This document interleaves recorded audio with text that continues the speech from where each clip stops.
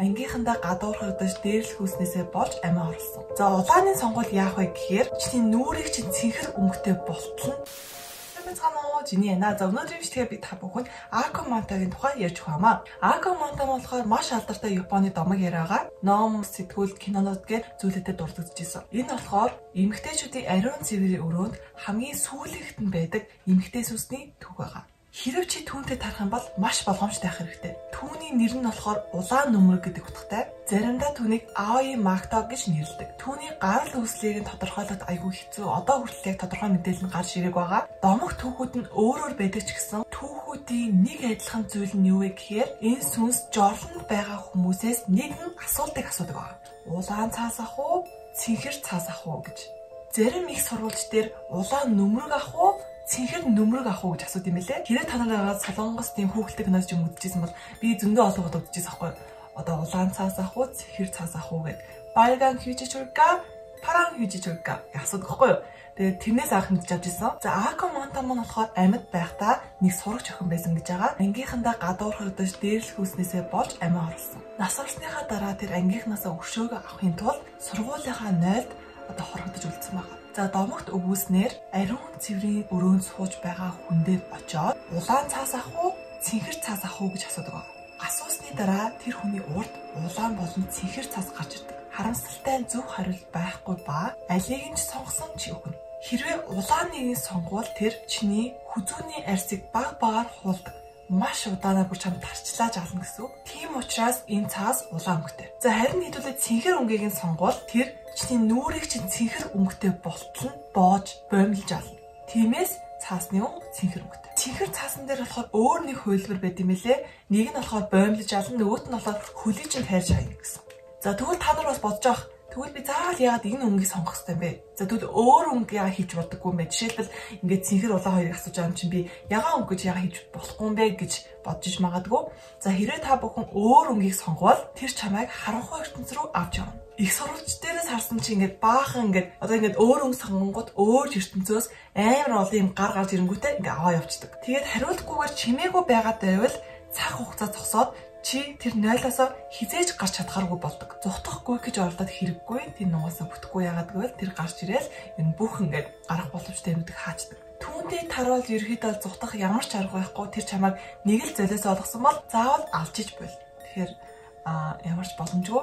Гэхдээ өөр нэг их сурвалжаас хайхад хэрвээ чи тайвнаар, маш тайвнаар ямар ч тийм айсан цэрээгүйгээрээ надад цаас хэрэггүй гэж хэлвэл тэр чамайг орхиод явах магадaltaй. Гэхдээ ерөөхдөө тэрний сэтгэл хөдлөлөөс нь болно. Хэрвээ тэр бүр тэр өдөр амар ууртайсан бол чам шууд аална. Ямар ч тийм ари халамалга байхгүй.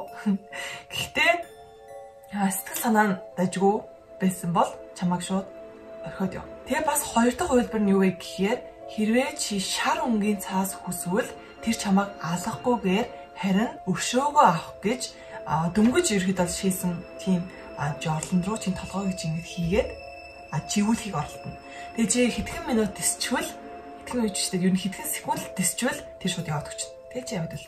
За тэгээ та бүхэнд хамгийн түрүүнд хэлсэнчлэн Акоманта маань болохоор маш олон төрлийн анime кинонууд тоглосон. Одоо дүртэгдсэн гэх юм уу? Хамгийн ихэнх нь 2000 онд Ghost Stories гэдэг нэртэй аниме 2 дугаар ангид нь 2003 онд Area of Sorrow гэдэг нэртэй видео геймд 2019 онд Chilla's Art гэдэг нэртэй видео гейм тэгчингүүтээ 2021 онд гарсан Squid Game гэх кино байсан шүү дээ.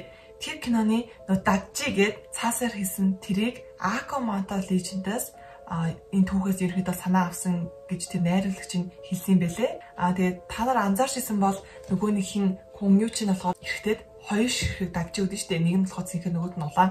Энэ хоёрын нэгийг сонгоо тэгээд тоглоо гэдэг шүү дээ. Тэгээд яг ингээд бодоод ангууд энэ хоёрыг сонгосон ч гэсэн алийг нь сонгосон үр дүн нь яг адилхан байх хэвчээсэн. Яг нөгөө нэг ихтэй жоо хожигдоод тэг тоглоомд л ерөөхдөө орно.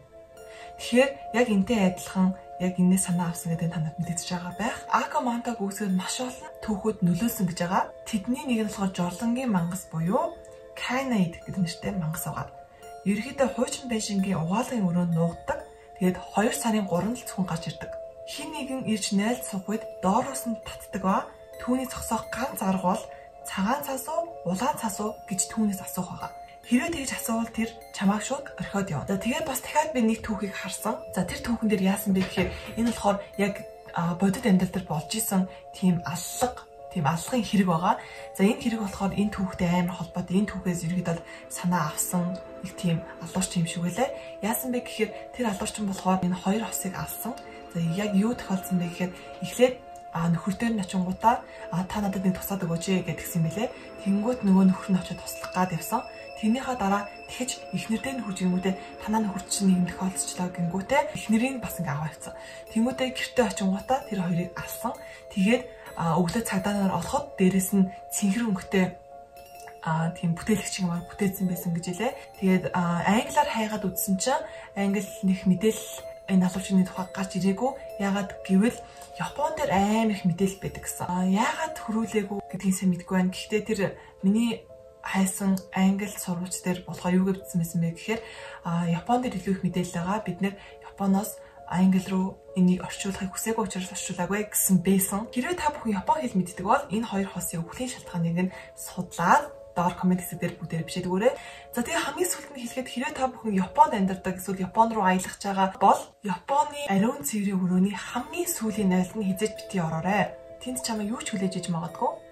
Тийм. Тэгээд амар их Японы тийм нойлтой холбоотой тийм сүнс, жөтгөр тиймэрхүү ярианууд бүр амар их байд юм лээ. Тэгэхээр болгоомжтой байхад илүүдэхгүй. За тэгээ хамгийн сүүлд хэлэхэд та бүхэн миний энд гарч ирж байгаа Instagram хаягийг бүгдээрээ дагаарай. Тэгээ бас энд гарч ирж байгаа манай Facebook пэйжийг бүгдээрээ дагаарай. За тэгвэл чиний илүү сонирхолтой бичлэгээ дараа нь дахиж ирэх болохоор дараагийн бичлэг хүртэл баяртай. Лайк, subscribe битэмэртэй.